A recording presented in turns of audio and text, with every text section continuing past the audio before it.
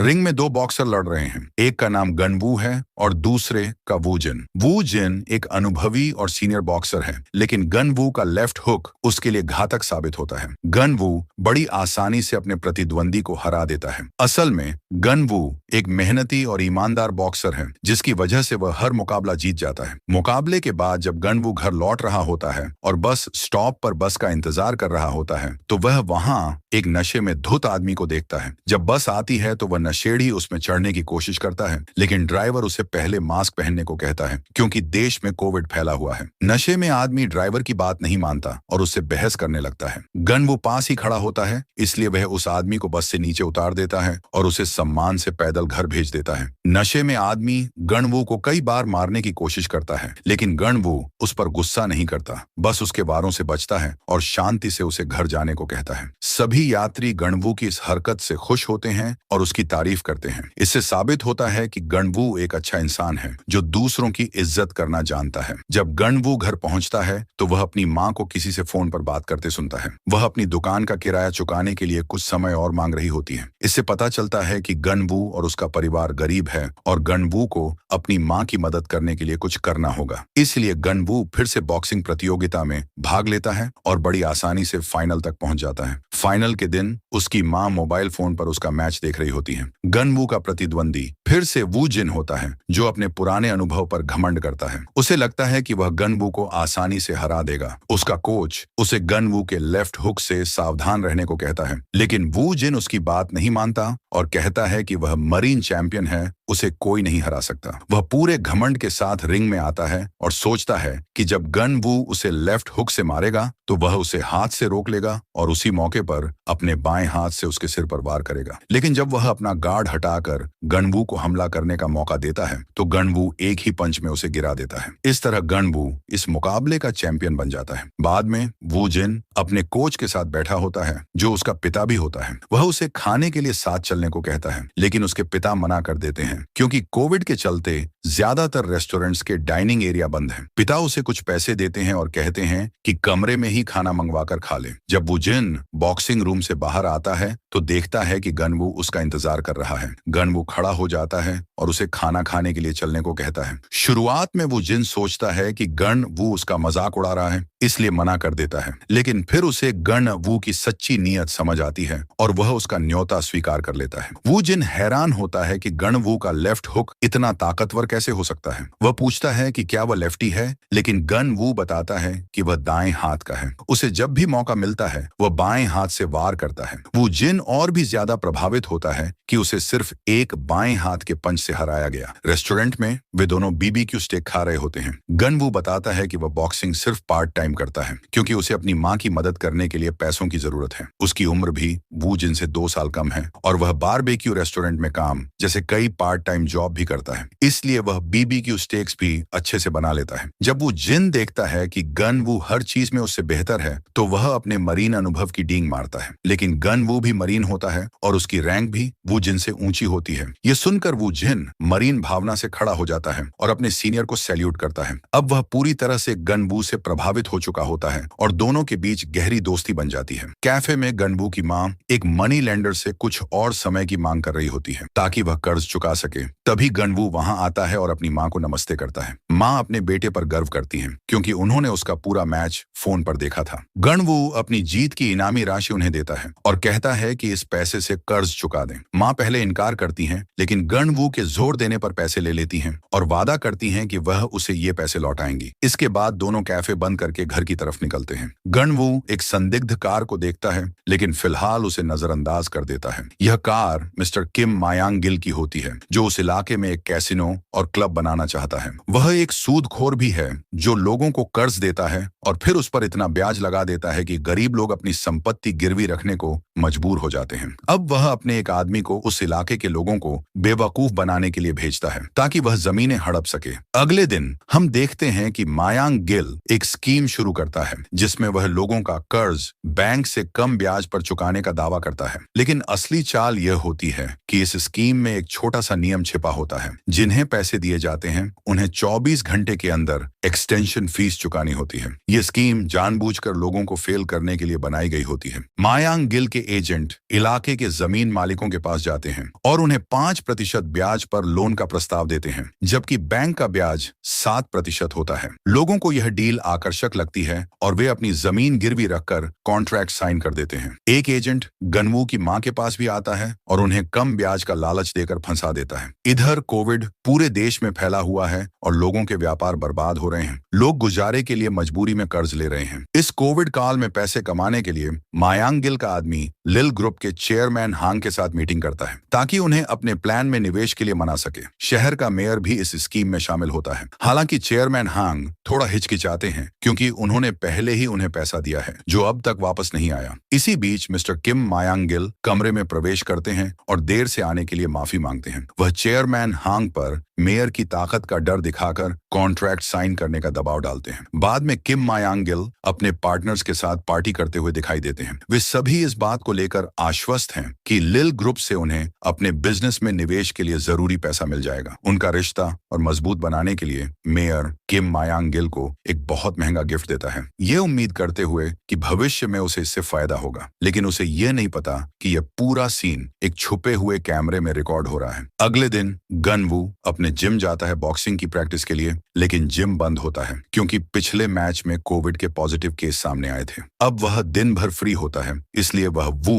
जिन को कॉल करता है मिलने के लिए। वू जिन अपने अपार्टमेंट में सो रहा होता है तो वह लोकेशन भेजकर गनवू को वहीं बुला लेता है। जब गनवू उस जगह पहुंचता है तो देखता है कि एक नकाबपोश इंसान एक बेघर आदमी के पीछे भाग रहा है। गनवू भी उस आदमी की मदद के लिए दौड़ता है। कुछ दूरी पर पहुंचने के बाद वह देखता है कि बेघर आदमी जमीन पर गिरा पड़ा है और उसकी नाक से खून निकल रहा है। वहीं नकाबपोश इंसान उस आदमी से कुछ लेकर भाग रहा होता है। गनवू उस नकाबपोश का पीछा करता है। वह एक दीवार के पीछे छुपा होता है और जैसे ही गनवू वहां पहुंचता है वह उसे एक टेजर देता है। असल में वह नकाबपोश लड़की होती है। उसका नाम हियन जू है। वह गनवू से पूछती है कि वह उसका पीछा क्यों कर रहा है और उस बेघर आदमी से उसका क्या रिश्ता है। गनवू कहता है कि उसका उस आदमी से कोई रिश्ता नहीं है, वह बस उसकी मदद करना चाहता था। तब हियन जू बताती है कि वह आदमी असल में बेघर नहीं है, वह बस कर्ज न चुकाने के लिए यह नाटक कर रहा है। यह कहकर हियन जू वहां से चली जाती है और एक बुक शॉप में लौटती है जहां उसके दादाजी मिस्टर चॉय एक औरत से बात कर रहे होते हैं। वह औरत मिस्टर चॉय का लिया हुआ कर्ज लौटाने आई होती है, लेकिन चॉय कहते हैं कि पहले उसे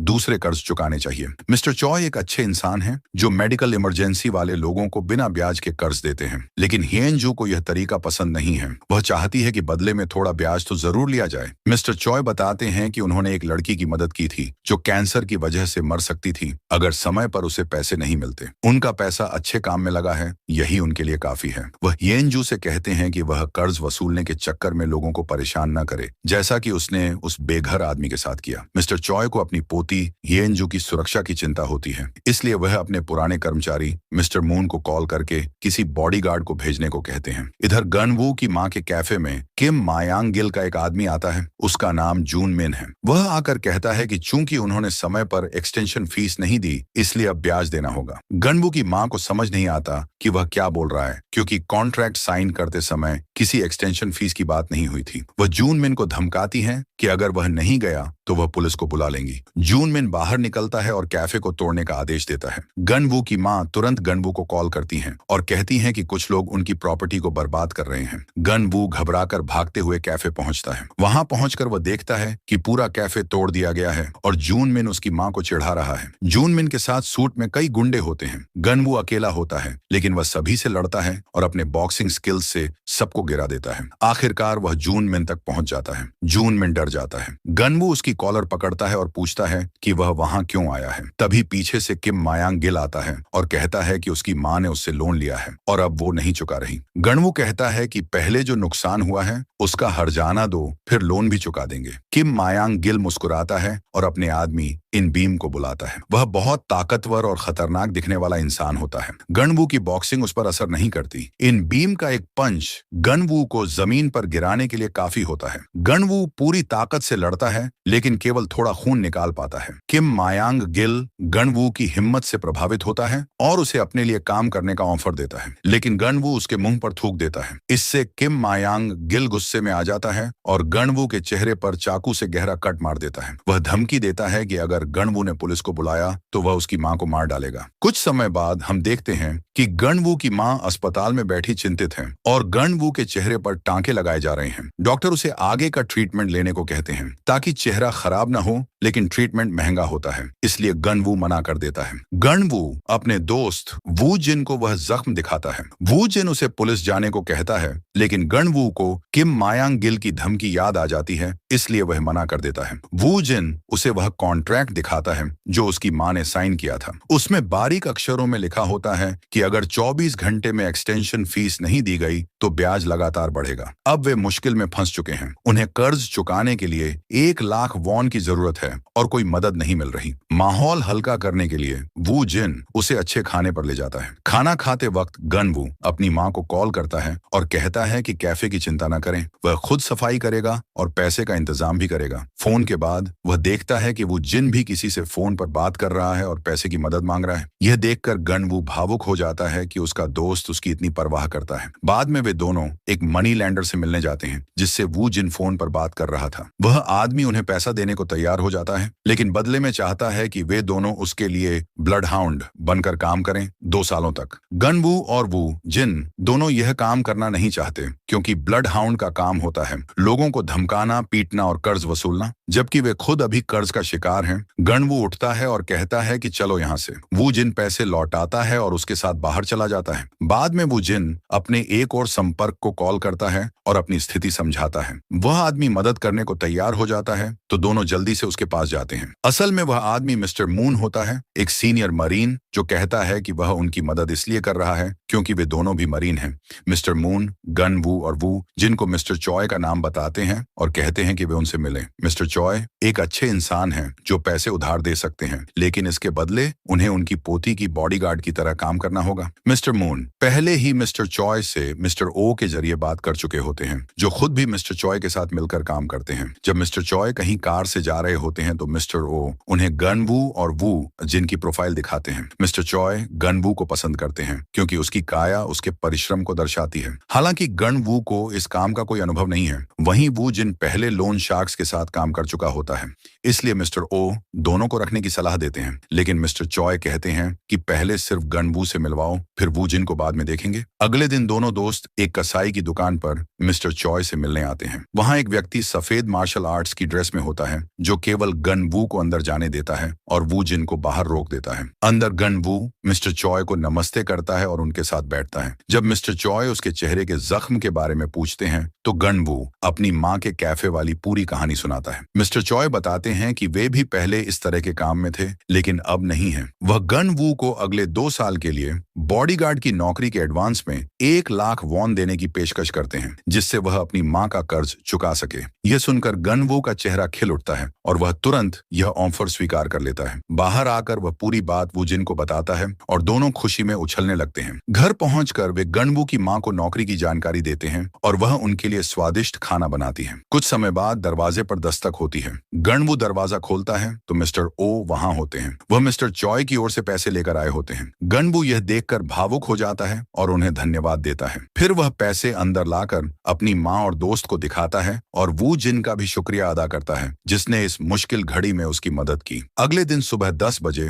वे दोनों अपनी नई नौकरी पर जाते हैं, लेकिन एक समस्या होती है। वू जिन को नौकरी के लिए नहीं चुना गया था, फिर भी वह वहां आता है। वह मिस्टर चॉय से मिलकर उन्हें मनाना चाहता है कि वो जिन को भी नौकरी मिल जाए। सौभाग्य से मिस्टर चॉय मान जाते हैं और दोनों को नौकरी पर रख लेते हैं। हालांकि वह बताते हैं कि अब भी उन्हें उनकी पोती का इंटरव्यू पास करना होगा और उसे यह समझाना होगा कि वे दोनों उसके लिए सही बॉडीगार्ड्स हैं। गनवू चिंतित हो जाता है क्योंकि उसने पहले ही पैसे लोन चुकाने में दे दिए हैं, लेकिन नौकरी अब भी पूरी तरह से से तय नहीं है। मिस्टर चॉय उसे भरोसा दिलाते हैं कि वे इंटरव्यू में सफल होंगे। वे उन्हें खाना खाने के लिए कुछ पैसे देते हैं और पोती के आने का इंतजार करने लगते हैं। बुक स्टोर में इंतजार करते हुए वे एक शेल्फ से एक डिब्बा निकालते हैं और हैरान रह जाते हैं। वह डिब्बा नकद पैसों से भरा होता है। वहाँ कई ऐसे शेल्फ होते हैं जिनमें किताबों के कवर में पैसे छुपाए गए होते हैं। वे अनुमान लगाते हैं कि बुक स्टोर में अरबों वॉन छिपे हुए हैं। इसी बीच हियन जू वहाँ आती है और लड़कों से मिलती है। शुरुआत में वू जिन उसे मनाने की कोशिश करता है, लेकिन असफल रहता है क्योंकि हियन जू को अपने लिए किसी बॉडीगार्ड की जरूरत नहीं लगती। उसे लगता है कि वह खुद अपनी सुरक्षा कर सकती है। वो जिन हार मानकर कमरे से निकल जाता है। यह देखकर गणवू घुटनों पर बैठकर विनती करता है। वह बताता है कि उसने मिस्टर चॉय से पैसे लिए हैं पिछला कर्ज चुकाने के लिए, इसलिए उसे यह नौकरी बहुत जरूरी है। वह प्रस्ताव देता है कि उन्हें 1 महीने के लिए काम करने दिया जाए और अगर वह खुश नहीं हुई तो वे खुद ही नौकरी छोड़ देंगे।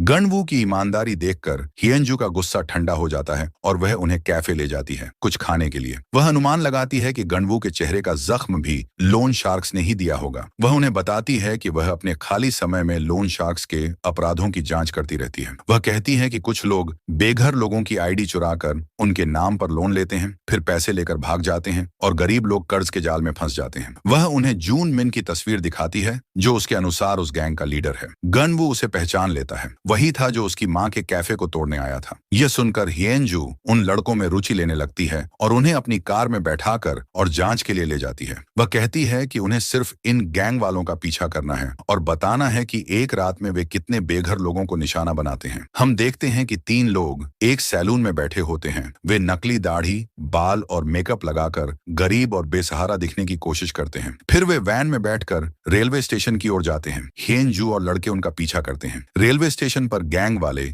एक बेघर आदमी के पास जाते हैं और खुद को सरकारी अधिकारी बताते हैं। वे कहते हैं कि सरकार की एक नई योजना के तहत गरीबों को खाना और मासिक सहायता मिलेगी और इसके लिए पंजीकरण कराना है। बेघर व्यक्ति उनके झांसे में आकर अपनी आईडी दे देता है। गणवू और वू जिन एक दीवार के पीछे से सब देख रहे होते हैं और हियनजू को सारी जानकारी दे रहे होते हैं। इसके बाद गैंग अगली जगह जाते हैं, लेकिन वहां का बेघर आदमी उन्हें पहचान लेता है और अपनी आईडी वापस मांगता है। वे उसे पहले ही धोखा दे चुके होते हैं। गैंग वाले उस आदमी को मारना शुरू कर देते हैं। गणवू उसे बचाना चाहता है, लेकिन वो जिन उसे रोकता है क्योंकि हियनजू ने मना किया था कि वे किसी में हस्तक्षेप न करें। लेकिन जब गणवू देखता है कि वह बूढ़ा व्यक्ति बुरी तरह से घायल हो रहा है तो वह खुद को रोक नहीं पाता और गैंग से भिड़ जाता है। गैंग के एक सदस्य वाईजे मायांग वही नकली व्यक्ति होता है जिसे हियनजू पहले पीछा कर रही थी और जिसमें गणवू ने बीच में हस्तक्षेप किया था। उसके दिमाग में वह कैप अब भी है जो पहले हियनजू पहन रही थी और अब गणवू के सिर पर है।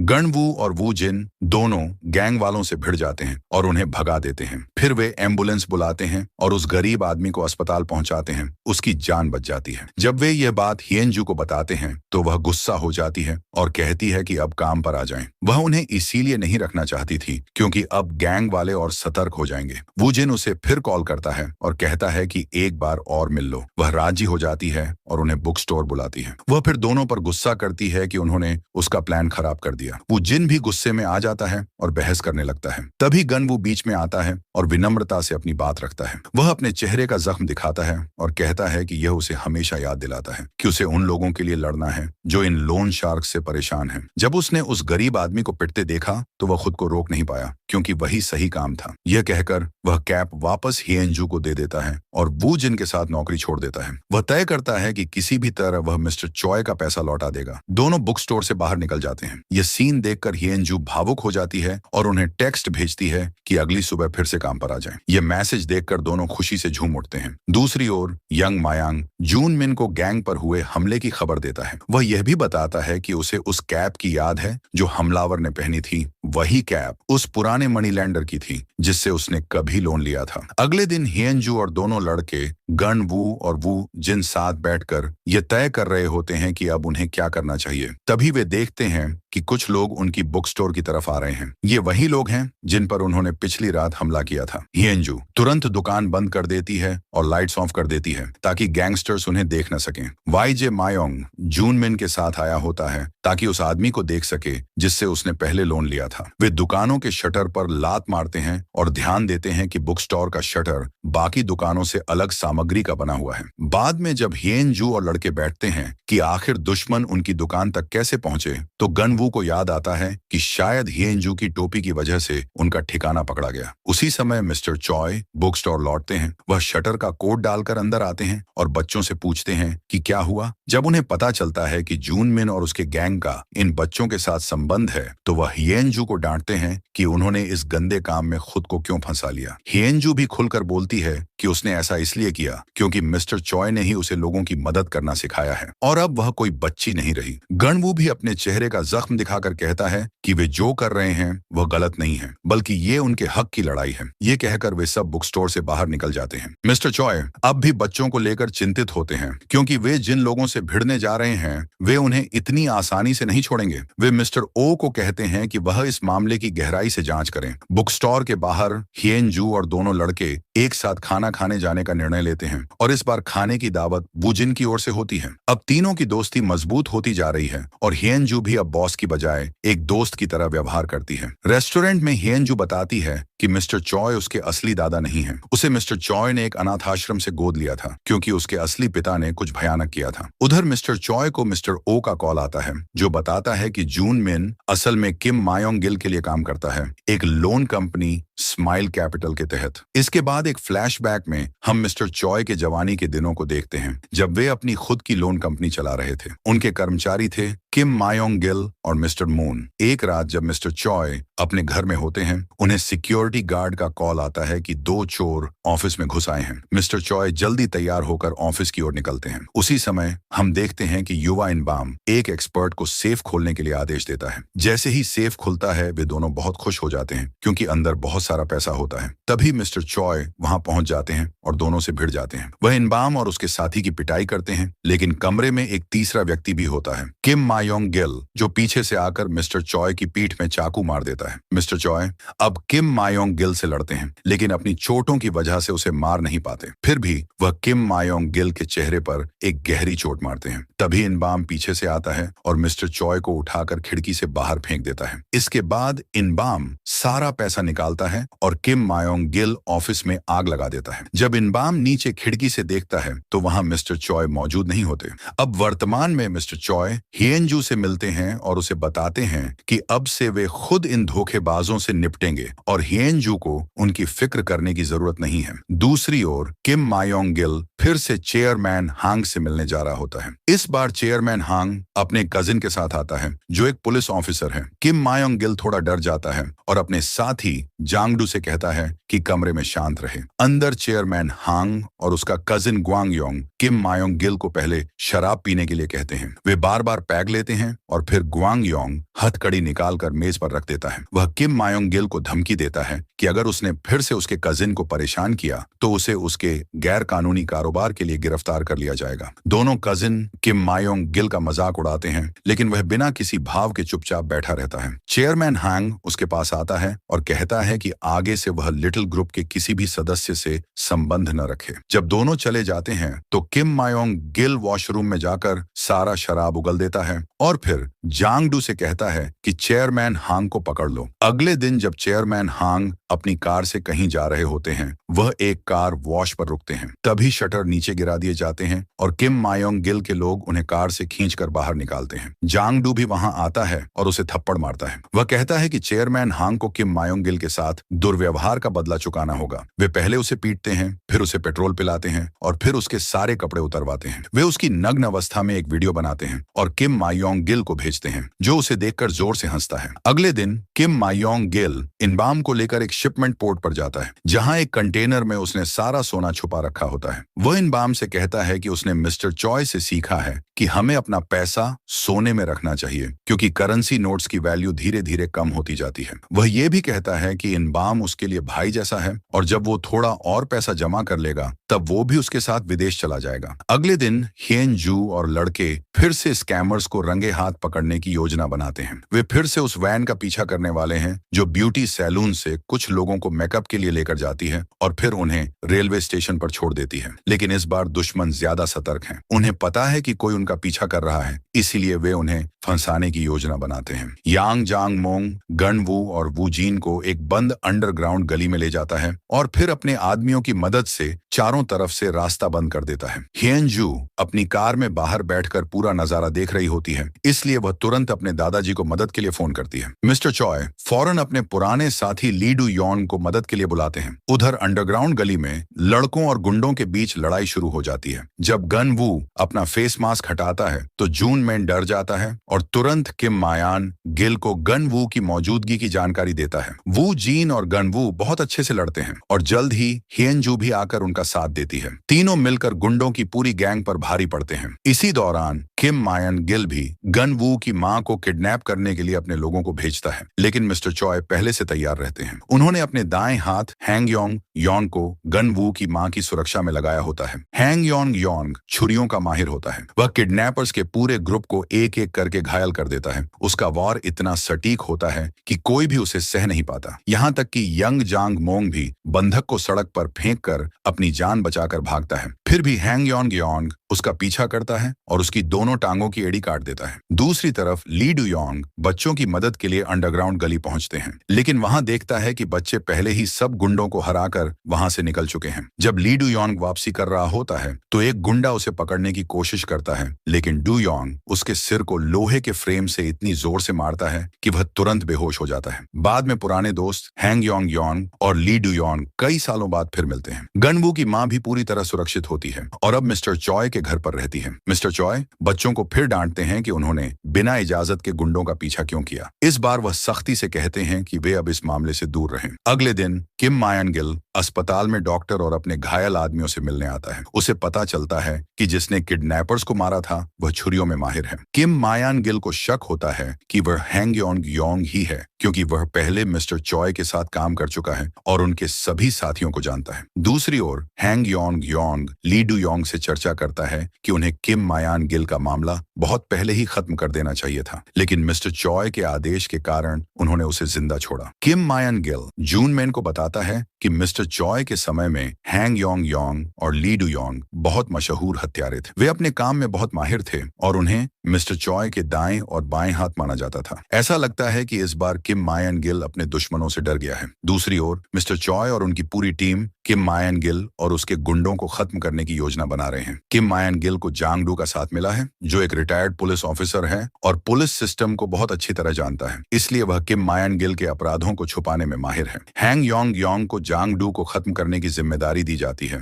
जबकि ली डू यॉन्ग को जून मैन को संभालना है। उन्हें बुक स्टोर से कैश भी शिफ्ट करना होता है, जिसके लिए मिस्टर ओ सुझाव देते हैं कि बच्चों से मदद ली जाए। डू यॉन्ग इस सुझाव का समर्थन करता है, क्योंकि उसने अंडरग्राउंड गली में बच्चों की काबिलियत देखी थी। जब गन वू और वू जीन गन वू की मां के हाथ का खाना खा रहे होते हैं, तभी हियन जू वहां आती है और उनके साथ बैठकर खाना खाने लगती है। तभी उसे स्टोर से सारा कैश शिफ्ट करने का संदेश मिलता है, तो हमारी तिकड़ी खाली डिब्बे और 2 कारें लेकर पैसे ट्रांसपोर्ट करने निकलती है। जब हियन जू कैश को डिब्बों में भर रही होती है, गन वू और वू जीन बेसमेंट में ट्रॉली लेने जाते हैं। तभी दुश्मन उन पर हमला कर देते हैं। इन बाम लड़कों के पीछे बेसमेंट में चला जाता है, जबकि जांग डू पीछे से हियन जू पर वार कर उसे बेहोश कर देता है और फिर उसके हाथों में हथकड़ी लगा देता है। दूसरी तरफ गन वू और वू जीन इन बाम को बहुत बुरी तरह पीटते हैं। गन वू पहले से ही इन बाम पर गुस्से में होता है और उसे इतनी जोर से मारता है कि वू जीन को बीच में आकर रोकना पड़ता है।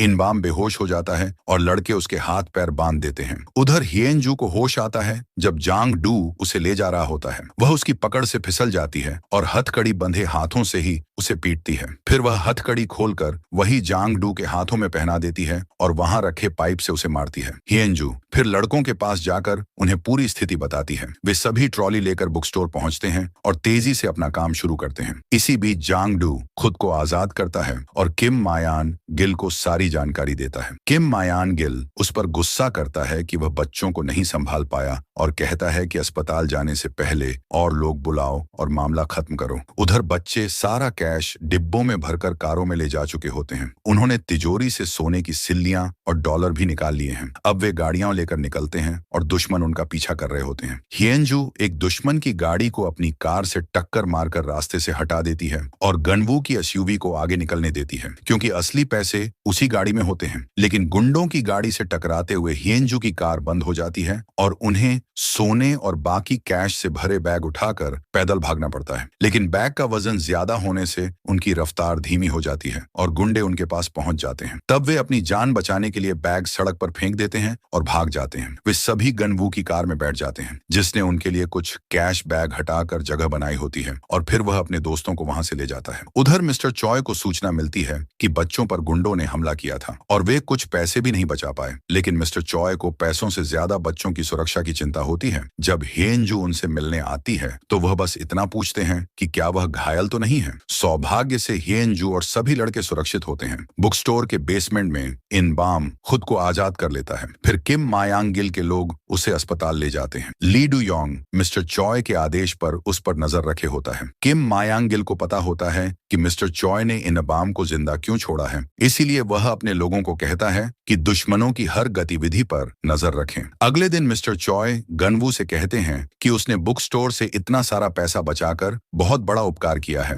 इसलिए वे उसके कर्ज को माफ कर रहे हैं। वह गनवू के शुक्रगुजार हैं कि उसने हिएनजू के चेहरे पर मुस्कान लाई, और वे चाहते हैं कि वह भविष्य में भी हिएनजू के साथ ही रहे। फिर हैंग योंग योंग अपने जादुई हाथों से बच्चों के लिए स्वादिष्ट पोर्क बीटी बनाता है। ली डू योंग भी वहां आता है और बच्चों को बताता है कि हैंग योंग योंग एक सीनियर मरीन भी है। वू जीन अपने सीनियर मरीन को सैल्यूट करता है और फिर वे किम मायांग गिल के पूरे गैंग को खत्म करने की अगली योजना पर चर्चा करते हैं। लड़के हैंग योंग योंग के साथ जाकर जांग डू को मारने वाले हैं, इसीलिए वह उन्हें चाकू चलाने और बॉक्सिंग स्किल्स की ट्रेनिंग देता है। हिएनजू ली डू योंग के साथ जा रही होती है और वह उसे बाइक चलाते हुए किसी को गिराने की ट्रेनिंग देता है। रात में ली डू योंग और हिएनजू पार्किंग एरिया में जून मिन का इंतजार करते हैं। जैसे ही वह आता है, डू योंग बाइक की लाइट उसके चेहरे पर मारता है और चलती बाइक से चाकू से उसका गला काट देता है। तभी एक कार आती है और डू योंग को टक्कर मार देती है, मानो उन्हें पहले से पता हो कि डू योंग जून मिन को मारने आ रहा है। वे लोग डू योंग को मारने लगते हैं, लेकिन हिएनजू मदद के लिए आ जाती है। वह गुंडों को मारती है और डू योंग को उनके चंगुल से आजाद करती है। दूसरी तरफ हैंग योंग योंग लड़कों के साथ जांग डू को किडनैप करने निकलते हैं। जब जांग डू अस्पताल में अपने आदमियों के लिए कुछ खाने लेने के लिए लिफ्ट ले रहा होता है, तब हैंग योंग योंग और लड़के सीढ़ियों से ऊपर जाते हैं और लिफ्ट खुलने से पहले ही उसे पकड़ लेते हैं। एक गैंग सदस्य उन्हें देख लेता है, लेकिन हमारे लड़के उसे भी संभाल लेते हैं। मिस्टर चॉय को मैसेज मिलता है कि जांग डू पकड़ा गया है। वह उस जगह की ओर रवाना होते हैं जहां उनके लोग जांग डू को रखे हुए हैं। वह हैंग योंग योंग को कॉल कर बताते हैं कि जांग को पूछताछ के लिए तैयार करो और बच्चों को यह सजा दिखाने दो। वे नमक वाला पानी तैयार करते हैं और पहले जांग डू की जांघों की त्वचा जला देते हैं, फिर उस पर नमक वाला पानी डालते हैं। यही प्रक्रिया दूसरी जांग पर भी दोहराई जाती है। हिएनजू यह सब नहीं देख पाती और बाहर जाकर उल्टी कर देती है। तभी मिस्टर चॉय वहां पहुंचते हैं और हिएनजू से कहते हैं कि अभी तुम्हें बहुत कुछ सीखना बाकी है। जब मिस्टर चॉय जांग डू के सामने बैठते हैं तो उन्हें पहले से ही उसकी कमजोरियों का पता होता है। वे जानते हैं कि जांग डू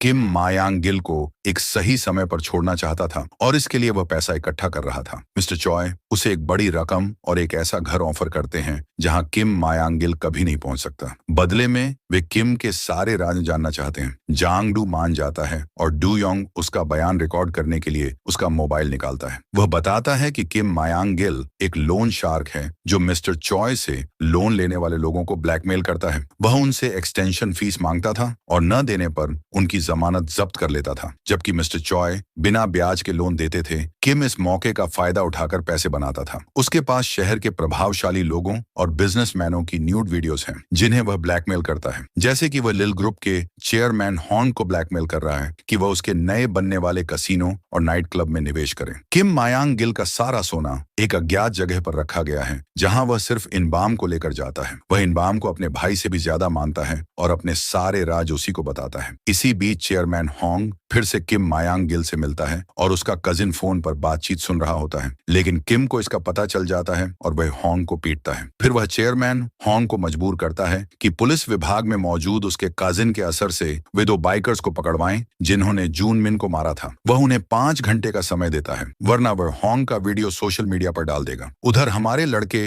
अपने सीनियर्स के साथ कार में होते हैं, तभी उन्हें मिस्टर चॉय से ड्रिंक्स के लिए इन्विटेशन आता है। उनका मूड बहुत अच्छा होता है क्योंकि अब वह और हिएंजू फिर से करीब आ चुके हैं। वे प्लान बनाते हैं कि सब कुछ खत्म होने के बाद रोम जाएंगे। मिस्टर चॉय के घर पर सभी लोग ड्रिंक्स का मजा लेते हैं और वू जीन कुछ मजेदार जोक्स सुनाता है। सभी लोग अच्छा समय बिताते हैं। इसके बाद हैंग योंग, योंग और ली डू योंग बैठकर अपने पुराने दिनों की बातें करते हैं। तभी डू योंग को उसकी पत्नी का कॉल आता है। वह जल्द ही पिता बनने वाला है। उसने यह बात मिस्टर चॉय और हैंग योंग योंग से छिपा रखी होती है। अब हैंग योंग योंग उसे कहता है कि घर जाओ और परिवार के साथ समय बिताओ। वह उसे कुछ पैसे भी देता है और उसके लिए एक टैक्सी बुक कर देता है। इसी दौरान चेयरमैन हॉर्न का कजिन उन बाइकर्स का ठिकाना ढूंढ लेता है जो पार्किंग एरिया के बाद रुकते हैं। किम मायांग गिल अपने सारे लोगों को तैयार कर उस जगह के लिए निकलता है, लेकिन वहां पहुंचने पर वह जगह खाली होती है। लेकिन वहां उसे ली डू योंग का पता मिल जाता है। जमीन पर नमक वाले पानी के निशानों से वे अंदाजा लगाते हैं कि जांग डू को यहीं टॉर्चर किया गया था और अब वह किम के खिलाफ बोल चुका है। अब वे ली डू योंग के घर पहुंचते हैं और दरवाजा खटखटाते हैं। डू योंग की पत्नी दरवाजा खोलने जाती है, लेकिन डू योंग उसे रोकता है। वह दरवाजे की छेद और खिड़की से बाहर झांकता है और कुछ गड़बड़ महसूस करता है। वह अपनी पत्नी को एक कमरे में ले जाकर बंद कर देता है और दरवाजे के सामने फ्रिज और कुर्सी रख देता है ताकि दुश्मनों को अंदर आने में रुकावट हो। गुंडे खिड़की तोड़कर अंदर आ जाते हैं। डू योंग आखिरी सांस तक बहादुरी से लड़ता है। अंत में वे उसे कहते हैं कि अपनी पत्नी को बचाने के लिए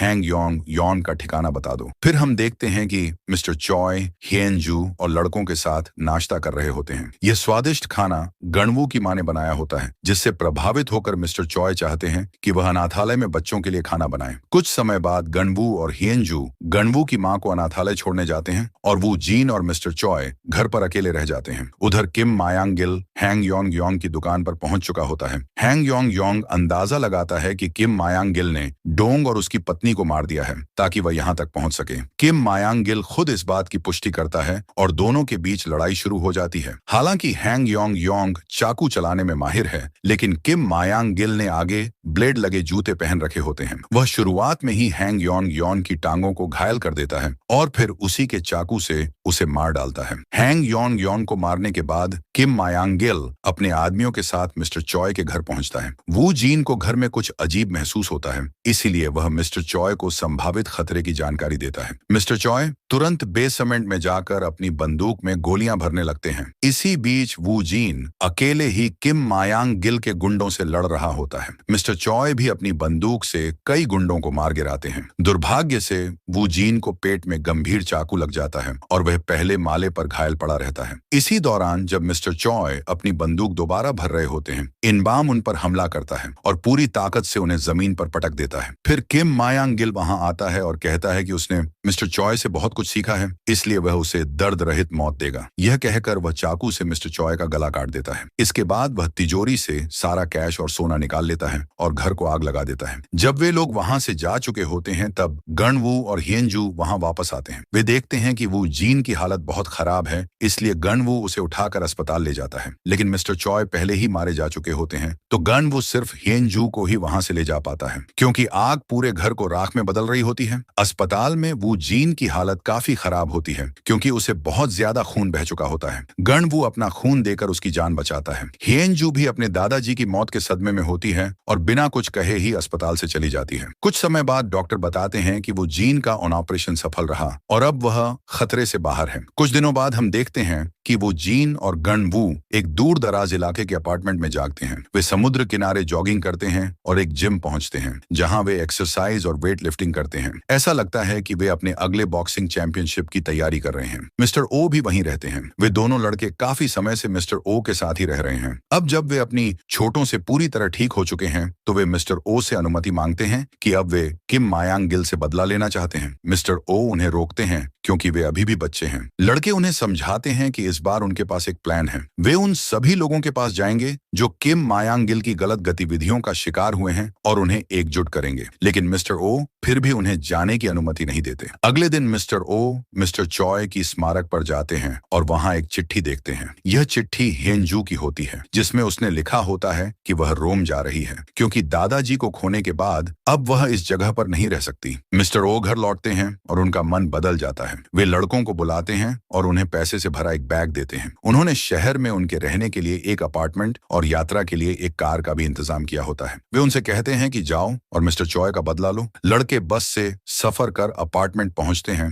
जहां उन्हें डिमिन मिलती है। वह मिस्टर ओ की पोती होती है और उन्हीं के पड़ोस में रहने वाली है। फिर लड़के बैठकर प्लान बनाते हैं। सबसे पहले वे दूसरे मनी लेंडर्स से मिलने जाते हैं जिन्हें किम मायांग गिल ने धोखा दिया था, लेकिन वहां उन्हें निराशा मिलती है क्योंकि कोई भी किम के खिलाफ खड़ा नहीं होना चाहता। उन्हें डर होता है कि अगर वे खड़े हुए तो किम उन्हें मार डालेगा, भले ही वह उनका सारा पैसा हड़प चुका हो। फिर वे मिस्टर मून से मिलते हैं जो बहुत बुरी हालत में होता है। उसे भी लोन शार्क्स ने लूटा था और जब उसने उनके खिलाफ खड़े होने की कोशिश की तो उसे बुरी तरह पीटा गया। इसके बाद लड़के यंग जे मायांग को किडनैप कर लेते हैं और उससे किम मायांग गिल के सारे गैरकानूनी धंधों की जानकारी लेने लगते हैं। उनकी हैरानी की बात यह होती है कि यंग जे मायांग आसानी से सब कुछ बता देता है। वह उन्हें बताता है कि किम मायांग गिल अपने फोन में शहर के बिजनेसमैनों की गैर कानूनी वीडियो रखता है। वह उन्हें ब्लैकमेल करता है। वह उन्हें चेयरमैन हॉन के बारे में भी बताता है जो उसका हालिया शिकार है। अपार्टमेंट लौटकर वे डिमिन के कंप्यूटर से चेयरमैन हॉन को सोशल मीडिया ऐप पर फ्रेंड रिक्वेस्ट भेजते हैं, लेकिन तभी डिमिन वहां आती है और उन्हें कंप्यूटर इस्तेमाल करने से रोकती है। इसी दौरान चेयरमैन हॉन्ग किम मायांग गिल से मिलता है क्योंकि उसने अभी तक कसीनो और नाइट क्लब में इन्वेस्टमेंट नहीं किया होता। हॉन कहता है कि उसका पिता पैसा देने को तैयार नहीं है, इसलिए देर हो रही है। किम मायांग गिल बहाने सुनना नहीं चाहता। वह इनबाम को इशारा करता है जो चेयरमैन हॉन को ऊंची इमारत से नीचे फेंकने की धमकी देता है। हॉन्ग मजबूरी में मान जाता है कि वह इस बार अपने पिता को जरूर मनाएगा। अपनी कार में बैठकर हॉन्ग रोने लगता है कि उसकी किस्मत कितनी खराब है और वह कई दिनों से मानसिक रूप से परेशान है। तभी उसके फोन पर कुछ मैसेज आते हैं जिसमें लिखा होता है कि अगर वह किम मायांग गिल से छुटकारा पाना चाहता है तो वह मैसेज भेजने वालों से मिले। चेयरमैन हॉन्ग इस बारे में अपने कजिन से बात करता है और मीटिंग तय करता है। एक बार फिर जब सभी पीते हुए बैठे होते हैं तो वे गण वू और वू जीन से कहते हैं कि वे भी पिए ताकि खुलकर बात की जा सके, लेकिन वू जीन के लिवर को पहले चाकू से नुकसान पहुंचा था, इसलिए वह शराब नहीं पी सकता और गण वू तो पहले से ही शराब नहीं पीता। यह सुनकर चेयरमैन हॉन कहते हैं कि फिर तो वे लोग खुलकर बात नहीं कर पाएंगे। तभी गण वू फैसला करता है कि इस बार वह शराब पिएगा। वह एक के बाद एक गिलास अपने पेट में उड़ेलता जाता है जिससे वहां मौजूद सभी लोग हैरान रह जाते हैं। जल्द ही चेयरमैन हॉन्ग और उनके कैजिन गैंगयोंग पूरी तरह नशे में चूर हो जाते हैं और अपने सारे राज उगल देते हैं। सुबह जब वे अपने घर में उठते हैं तो पाते हैं कि गन वू और वू जीन पहले से वहीं मौजूद हैं। वे रात को उन्हें और शराब पिलाने के बहाने वहीं ले आए थे, लेकिन अब उन्हें कुछ याद नहीं है। लड़कों ने उनके लिए हैंगओवर खत्म करने के लिए नूडल सूप तैयार किया होता है। इसके बाद गैंगयोंग लड़कों को अपने ऑफिस ले जाता है जहां उनकी मुलाकात 2 और पुलिस अधिकारियों से होती है। वे एक टीम बनाकर इस बार किम मायांग गिल को पकड़ने का प्लान बना रहे हैं। अब उनके पास 2 तरीके हैं जिससे वे किम मायांग गिल के मोबाइल फोन तक पहुंच बना सकते हैं। उसे एक टेम्पर्ड QR कोड स्कैन करवाना, उसके फोन को वाईफाई राउटर से जोड़ना। वे कोई भी मौका नहीं चूकना चाहते, इसलिए दोनों तरीकों को आजमाने की योजना बनाते हैं। वे पूरे बिल्डिंग में कैमरे लगाते हैं और किम मायांग गिल को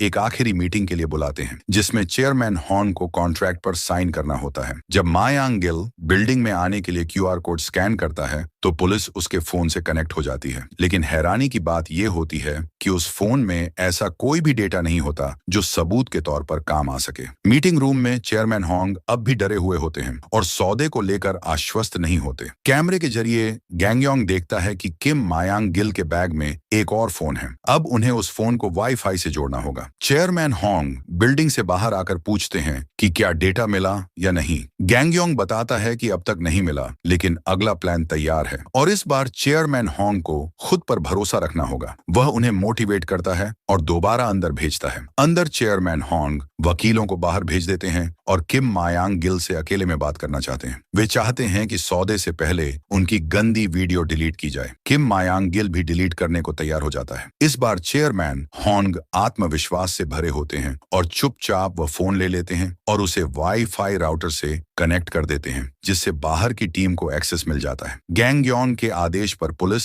फोन का सारा डेटा डिलीट कर देती है। उधर जब किम मायांग गिल खुशी खुशी घर लौटता है क्योंकि उसे लगता है कि डील हो चुकी है, तो वह कमरे में कुछ अजीब सी गंध महसूस करता है। जब वह तिजोरी खोलता है तो देखता है कि उसका असली फोन जल चुका है। उसे समझ आ जाता है कि यह काम चेयरमैन हॉन्ग और उसके साथियों ने किया है। अब वह मिस्टर चॉय का फोन निकालता है जिसमें उसने अपने सभी सभी शिकारों के फोन रखे हुए हैं। वह एक पुलिस अधिकारी को फोन करता है जो पैसे के लालच में उसके साथ काम कर रहा होता है और कहता है कि मिस्टर ओ की लोकेशन इस फोन से निकाली जाए। उस पुलिस विभाग का ही एक वरिष्ठ अधिकारी गैंगयोंग उस वीडियो के बारे में उस गद्दार पुलिसकर्मी से जानकारी लेता है और वह गुपचुप तरीके से सारी जानकारी किम मायांग गिल तक पहुंचा देता है। अगले दिन किम मायांग गिल अपने आदमियों को उस लोकेशन पर भेजता है जो गद्दार पुलिस वाले ने बताई होती है ताकि मिस्टर ओ को खोजा जा सके। उधर गनवू और वू जीन यंग जे मायांग को रिश्वत देकर इनबाम की पूरी जानकारी निकाल लेते हैं। उसी अपार्टमेंट में जब वे इनबाम के बारे में और खोजबीन कर रहे होते हैं तो उन्हें एक अनजान नंबर से कॉल आता है। डेमिन कॉल उठाती है और कॉलर बताता है कि अगर वे मिस्टर ओ को बचाना चाहते हैं तो एक तय जगह पर आ जाएं। डेमिन मिस्टर ओ की पोती होती है, इसलिए वह भी लड़कों के साथ चलने को तैयार हो जाती है। वह कंपाउंड बो चलाने में माहिर होती है और लड़कों को दिखाकर उन्हें अपने साथ चलने के लिए मना लेती है। वे मिस्टर मून को भी बुलाते हैं जो पहले मिस्टर ओ के साथ काम करता था। जब वे तय जगह पहुंचते हैं तो मिस्टर ओ नहीं मिलते बल्कि किम मायांग गिल के गुंडे और इनबाम मिलते हैं। यह सब एक साजिश थी ताकि उन्हें वहीं खत्म किया जा सके। लेकिन अब लड़के पहले से बेहतर होते हैं। उनकी लड़ाई की ट्रेनिंग और स्टैमिना काफी अच्छा हो चुका होता है। साथ ही उनके पास डेमिन और मिस्टर मून की मदद भी होती है। वे सभी गुंडों को एक एक करके हरा देते हैं। मिस्टर मून एक बड़े गुंडे जज से लड़ते हैं और गनवू इस बार इनबाम को बड़ी आसानी से हरा देता है। इसके बाद वे युंग को यातना देते हैं ताकि वह मिस्टर ओ की लोकेशन बता सके। फिर वे मिस्टर मून को कहते हैं कि वह इनबाम से सच्चाई उगलवाए। लड़के और पुरुष जब मिस्टर ओ को बचाने निकलते हैं तो वे रास्ते में बैंगयोंग को लोकेशन बता देते हैं, लेकिन गद्दार पुलिस वाला यह जानकारी किम मायांग गिल को दे देता है। इसलिए किम अपने लोगों को कहता है कि पुलिस के पहुंचने से पहले मिस्टर ओ को वहां से हटा लिया जाए। पुलिस जब वहां पहुंचती है तो वहां कोई नहीं होता। इस बीच मिस्टर मून इनबाम से सच उगलवाने की कोशिश करते हैं, लेकिन इनबाम अपनी ही जुबान काट लेता है और उसे इलाज के लिए ले जाना पड़ता है। अगले दिन गैंगयोंग जब एक दुकान से कॉफी लेने जाता है तो दुकानदार उसमें जहर मिला देता है किम मायांग गिल के आदेश पर। लेकिन गैंगयोंग को कुछ शक हो जाता है और वह पास की दुकान से नमक लेकर उसे खाता है और उल्टी करके जहर निकाल देता है। उसके साथ काम कर रहे 2 और ईमानदार पुलिस अधिकारी मारे जा चुके होते हैं। इसी दौरान किम मायांग गिल गनवू और वूजीन को कॉल करके कहता है कि अगर वे मिस्टर ओ को बचाना चाहते हैं तो एक खास जगह पर पहुंचें और पुलिस को खबर न दें, वरना मिस्टर ओ नहीं बचेगा। डेमिन भी उनके साथ चलने को तैयार होती है। वे जब वहां पहुंचते हैं तो गनवू और वूजीन इमारत में जाते हैं और डेमिन को बाद में आने को कहते हैं। जैसा कि उम्मीद थी, गुंडे उन पर हमला करते हैं, लेकिन लड़के जमकर लड़ते हैं और कोई भी उन्हें नहीं मार पाता। तभी किम मायांग गिल मिस्टर ओ के गले पर चाकू रख देता है और कहता है कि अगर लड़ाई नहीं रोकी गई तो वह बूढ़े को मार देगा। तभी डेमिन वहां पहुंचती है और सीधे एक तीर किम मायांग गिल के हाथ में मारती है। वह किसी तरह भाग जाता है। लड़के और डेमिन मिलकर मिस्टर ओ को बचाते हैं। पुलिस भी पहुंच चुकी होती है और वे सारे गुंडों को पकड़ लेते हैं। पुलिस को किम मायांग गिल के घर से मरे या लापता हुए लोगों के फोन भी मिलते हैं, जो उसके खिलाफ बहुत बड़ा सबूत होता है। अब उसके जेल से बाहर रहने के दिन खत्म हो चुके होते हैं। गद्दार पुलिसकर्मी भी पकड़ा जाता है, लेकिन चेयरमैन होंग अब भी परेशान होते हैं क्योंकि किम मायांग गिल के पास अब भी उनके वीडियो की बैकअप फाइल लैपटॉप में होती है। गनवू और वू जीन वादा करते हैं कि वे जल्द ही किम मायांग गिल को ढूंढ निकालेंगे। वे यंग जे मायांग से फिर मिलते हैं, जो बताता है कि ऐसी जानकारी जांग दूदू दे सकता है। अगले दिन वे जांग दू से मिलते हैं, लेकिन वह बदले में बहुत बड़ी रकम मांगता है। लड़के वह रकम चेयरमैन होंग से लेकर उसे देते हैं और किम मायांग गिल की एग्जिट प्लान की जानकारी लेते हैं। किम मायांग गिल एक कार्गो शिप से देश छोड़ने वाला होता है और जांग दू उन्हें कंटेनर नंबर भी बता देता है। अब लड़कों को उस शिप पर चढ़ना होता है तो वे मिस्टर ओ और डेमिन को अलविदा कहते हैं और समुद्र तट की ओर रवाना होते हैं। शिप पर पहुंचकर वे किम मायांग गिल के आदमियों से भिड़ जाते हैं और एक एक को हरा देते हैं। अंत में गनवू किम मायांग गिल से लड़ता है और उसे हरा देता है। उन्हें कंटेनर में उसका सारा सोना भी मिल जाता है। चेयरमैन होंग सारी कानूनी प्रक्रिया पूरी कर उसे गिरफ्तार करवाते हैं और आखिरकार उनका वीडियो भी वापस मिल जाता है। वह सारा सोना अब मिस्टर चॉय की इच्छा के अनुसार एक अस्पताल बनाने में लगाया जाएगा, एक चैरिटी के तौर पर। चेयरमैन होंग इस अस्पताल की जिम्मेदारी लेते हैं और गनवू और वू जीन को 2-2 सोने की ईंटें गिफ्ट में देते हैं। अंत में गनवू वू जीन के साथ अनाथालय पहुंचता है, जहां उसकी मां रह रही होती है।